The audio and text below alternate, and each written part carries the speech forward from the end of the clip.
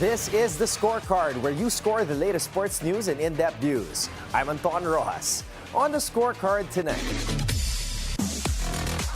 the Samahang Basketbol ng Pilipinas on Wednesday unveiled the Gilas Pilipinas Final 12 for the 2027 FIBA World Cup Asian qualifiers second window, highlighted by the inclusion of rising PBA star and Converge guard Juan Gomez de Liaño. 20-year-old Filipina tennis sensation Alex Eala is taking the sport by storm, packing standing room-only crowds at world number 31 and earning rockstar praise from a former pro. Floyd Mayweather Jr. says money is the driving force behind his return to the professional ring for a rematch with Manny Pacquiao as the undefeated former champion and one of the highest-paid athletes in sports history eyes another lucrative showdown. The NBA is considering its toughest possible response as it continues to investigate the alleged Kawhi Leonard Aspiration salary cap issue involving the LA Clippers. All the headlines and more on the Scorecard tonight, the 25th of February. Now, here's our roundup. Converge Fiber Xer star Juan Gomez de Liaño is set to take a major step in his national team career after making the final Gilas Pilipinas lineup for the second window of the FIBA World Cup 2027 Asian qualifiers.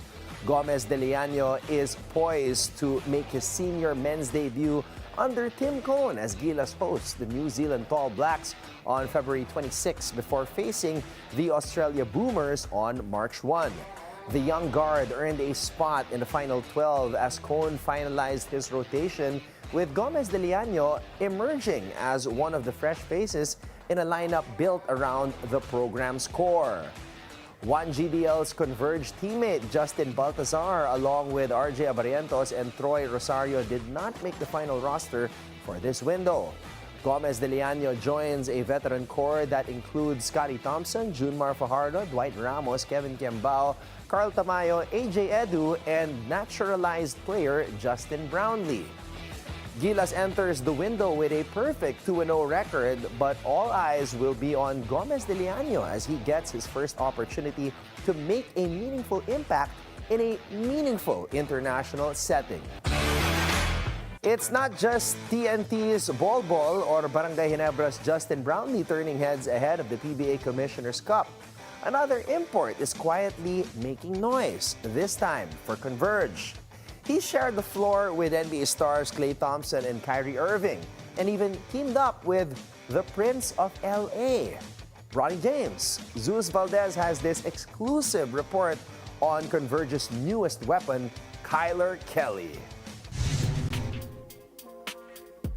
With the FIBA Season 50 Commissioner's Cup fast approaching, the Converge Fiber Xers are wasting no time in integrating their new import. Kyler Kelley has officially landed and immediately made his presence felt, helping Converge secure a 92-87 win against the Blackwater Bossing in a tune-up game Wednesday at Gatorade Hoops, emerging as a force on both ends of the floor.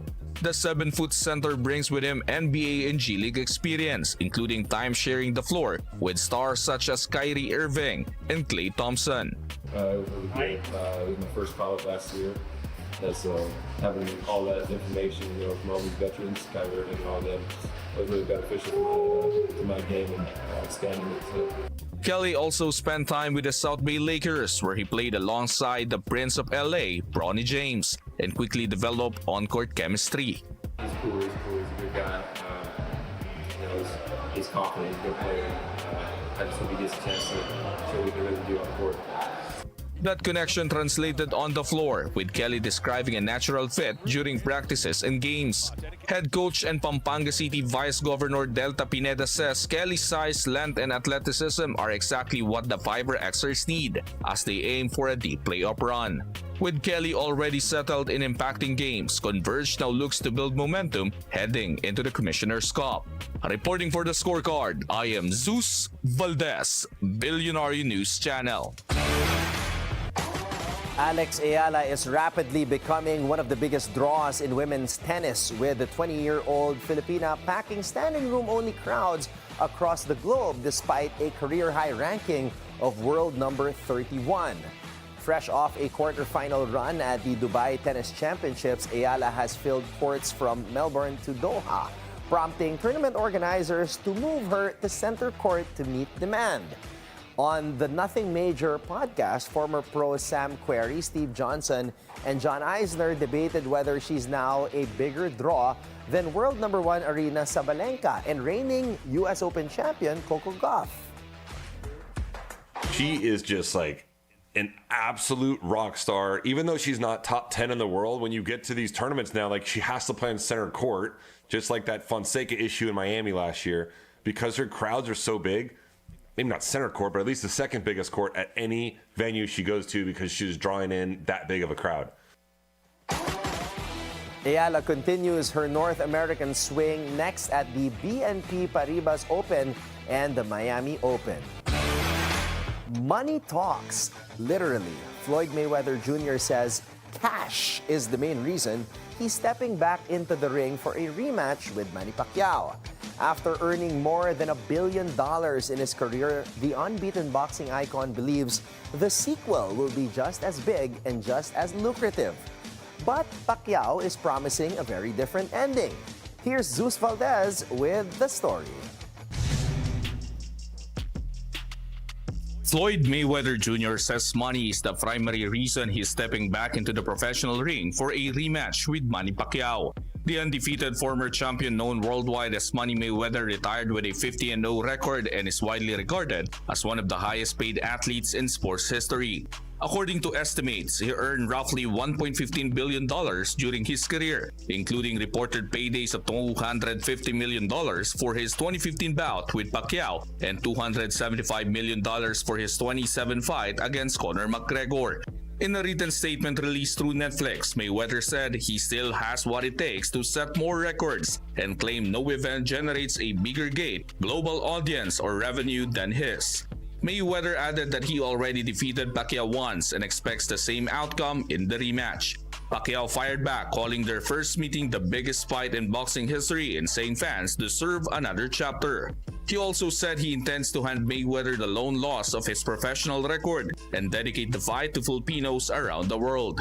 The rematch is scheduled for September 19, 2026 at the Sphere in Las Vegas and will stream live globally on Netflix. Reporting for the Scorecard, I am Zeus Valdez, Bilyonaryo News Channel. The NBA is considering its toughest possible response as it continues to investigate the alleged Kawhi Leonard Aspiration salary cap issue involving the LA Clippers. One option being weighed is the voiding of Kawhi Leonard's contract, a move that would immediately make the two-time Finals MVP a free agent and send shockwaves across the league. The investigation centers on allegations that a now-defunct company was used to circumvent the NBA salary cap claims both Leonard and Clippers have denied. Other potential penalties include heavy fines and the loss of future draft picks. Now, should Leonard become available, several teams are expected to monitor the situation closely.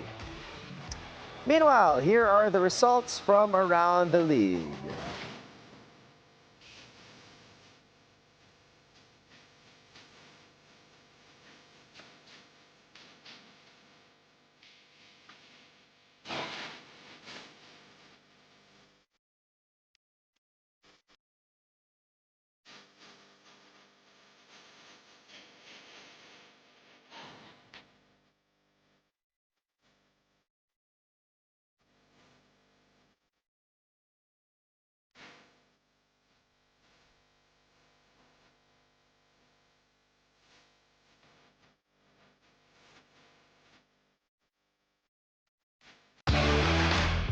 The action heated up at the Smart Araneta Coliseum as UAAP Season 88 women's volleyball delivered contrasting stories of triumph and dominance.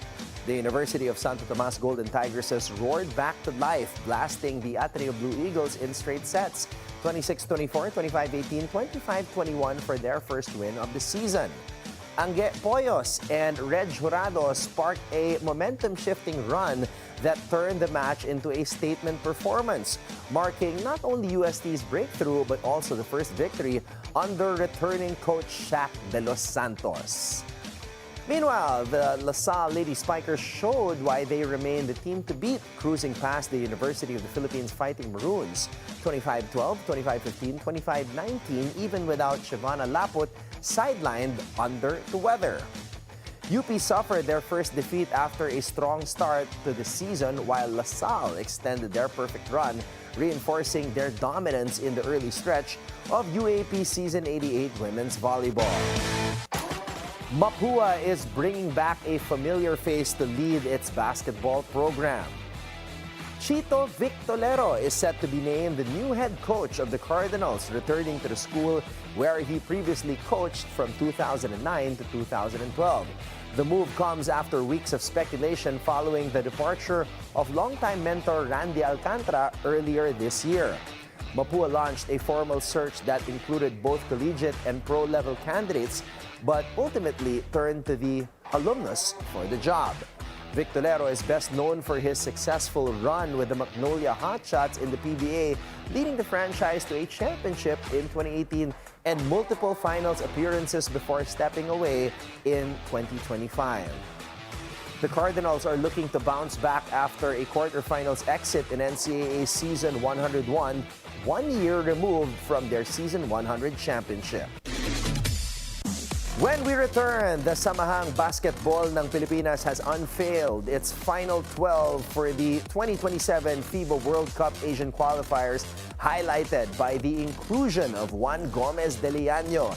As Gilas prepares for a physical test against New Zealand, the big question is whether this roster is ready for the challenge. To discuss this matter is basketball personality attorney Charlie Cuna when we return right here on The Scorecard.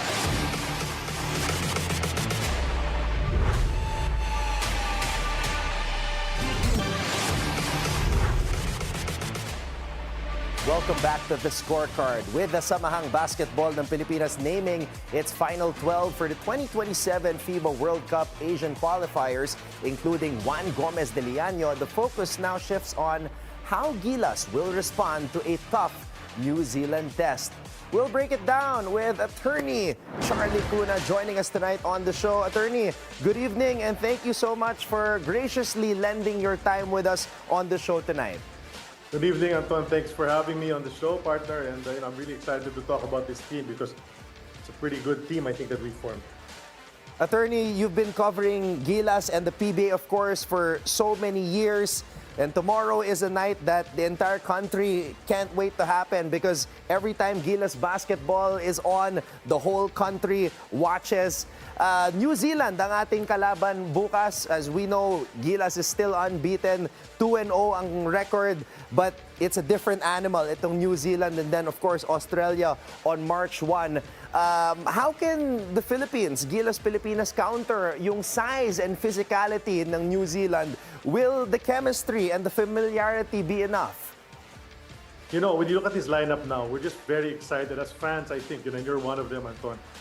In years past, long ago, we used to say we're smaller than the opponents all the time. But right now, we have a pretty good height average on this Gilas team that Coach Tim Cohn has selected. So we could have been a little bit taller, but there's someone who's not going to be playing. That's Kai Salt. It would have been great to have him here in the lineup, but we do have June Mar, we do have Quintin, AJ Edu is there. Then our wings are pretty tall compared to how they used to be many years ago. So I think size-wise, we match up fairly well. You know, we could have had a little bit more, but we have to make do with what we have. And you know, I think it really boils down not even the chemistry. You know, there's a tendency to, when we do play these international tournaments, there's a tendency to still feel each other out, especially in the first game of the 2 games during the window, so which is tomorrow.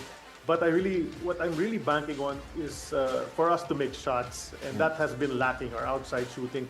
In the past few windows that we've had, we've been lucky to get 2 victories already in our bag to start out these the qualifiers. But it's going to be tough against a team that's a veteran team, a very physical team with lots of size and experience as well. But if our shots go in from the outside, I think that's what's really going to dictate how well we can fare against a New Zealand team that has beaten us many, many times, although nakaisa tayo a couple of years now. Attorney, when you type Gilas Pilipinas on Google, you'll encounter so many articles, but most of the articles will have the name of Juan Gomez de Liaño on the headline. Now, this is going to be Juan GDL's debut as a member of Gilas Pilipinas under Coach Tim Cohn. What do you think Juan will bring to this Gilas squad? He brings a lot of versatility in that backcourt. He's a big guard with lots of talent. He can shoot from way outside. As we saw him, he was shooting fours with regularity in his conference in the PBA. So, he's got some athleticism. He can drive to the basket as well. Plus, he can dish that rock. And I think that's very important because there's a lot of targets on this team. If you hit them in the right spot, hopefully they can knock down those shots. So Juan Gomez de Liaño brings all of that. And hopefully, there's no jitters. I think he's a veteran already. He's played abroad. He's gotten his feet wet in the pros as well. So we're looking for big things from him. And plus, his addition actually frees up Scotty Thompson a little bit to roam around and do what he does, which is, be energetic, go for loose balls, go for those offensive rebounds, not necessarily to bring the ball up as he has been doing in the past few tournaments together with Chris Newsom. So I believe that Juan's entry frees things up for other people and, of course, brings a lot. He brings a lot by himself already with all the weapons that he can bring. Attorney, in the recently concluded PBA Philippine Cup, in the playoffs, naglaban ang Ginebra at Converge, and Juan Gomez de Liaño made a lot of headlines. He was part of a lot of social media talk. There were also a lot of videos of Coach Tim Cohn talking to Juan GDL. Do you think it was during that series that maybe Coach Tim had an idea na, hey, maybe I can use this guy, or maybe this guy has potential to become a big contributor for Gilas? I think the entire conference he played in the PBA, this last conference, was his showcase, his audition for that. And in fact, he was included in the pool in the last window already. He just was not included in the final lineup, but could have easily been selected for that. But now that he's gotten more youth to the system, to how Coach Tim Cohn wants to run things, I'm pretty sure they gave him a good talk, sat him down one-on-one and told him exactly what they're going to be needing from him. And pretty sure he's up to the task. He's got a lot of talent, a lot of confidence, as we very much know. And then, he doesn't let the crowd or the opponents face him. He's just going to do his thing. Attorney, one last question. So you'll be calling the game on March 1 tomorrow. Of course, there will be a lot of things that you'll be looking at. But, as an anchor and as a fan, what in particular will you be monitoring when you watch Gilas and New Zealand? I want our outside shots to be falling because, as I mentioned earlier, that hasn't happened too frequently. I want fellows like Dwight Ramos, Calvin Oftana, Carl Tamayo, KQ to knock down those shots once those kickouts come, those mid-ranges and even up to three-pointers, because that really opens up things for us and it bamboozles the defense. You have to bring these big guys out of that paint and maybe get some shots for Junmar Fajardo, for AJ Edu, for Quentin inside that paint. But we're looking to hit those baskets, and because we are playing at home, we're hoping that the rims are friendly. All right, well, that's something we will be praying for tomorrow night. Attorney Charlie, thank you so much for joining us on the show. Mabuhay ka. Maraming salamat. And as always, Dustin Brownlee, by the way. So let's not forget that. Indeed. Attorney Charlie Cuna with us here on the Scorecard. Thank you so much, Attorney. Up next, after more than a decade, two legends collide again. Is it redemption for Pacquiao or perfection protected by Mayweather? We'll look into that matchup when we return right here on The Scorecard.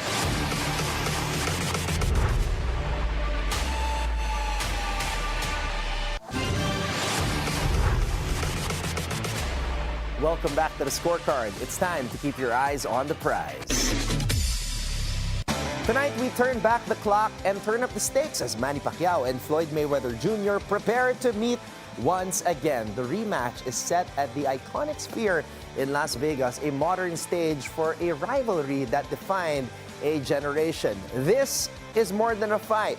This is about legacy. Let's go back to 2015, the fight of the century it was dubbed.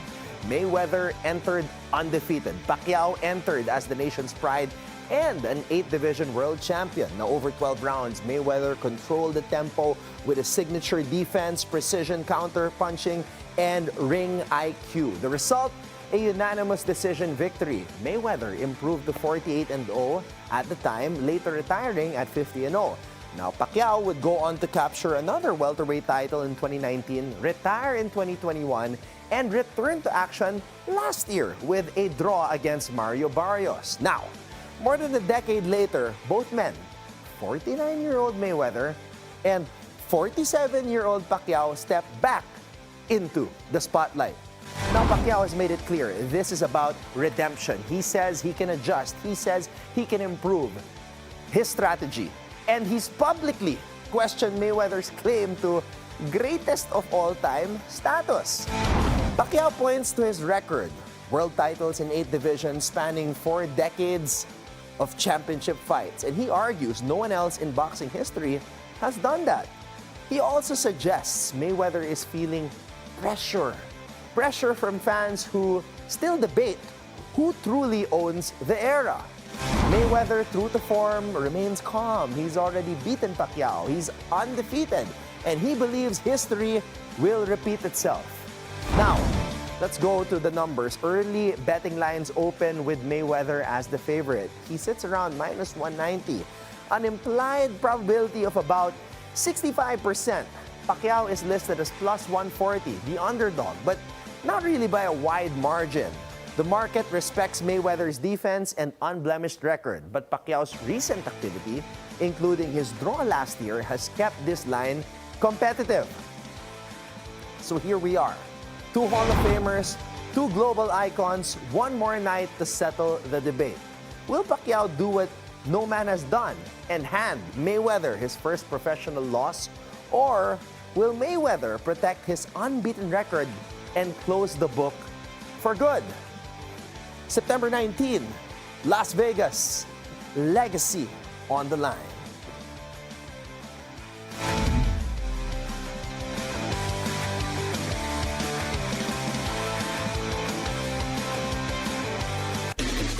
And with that, thank you for joining us tonight. We'll see you again tomorrow on The Scorecard, where sports is our business and business is our sport on the Bilyonaryo News Channel. This has been Anton Roxas. Have a blessed evening, everybody, and good night.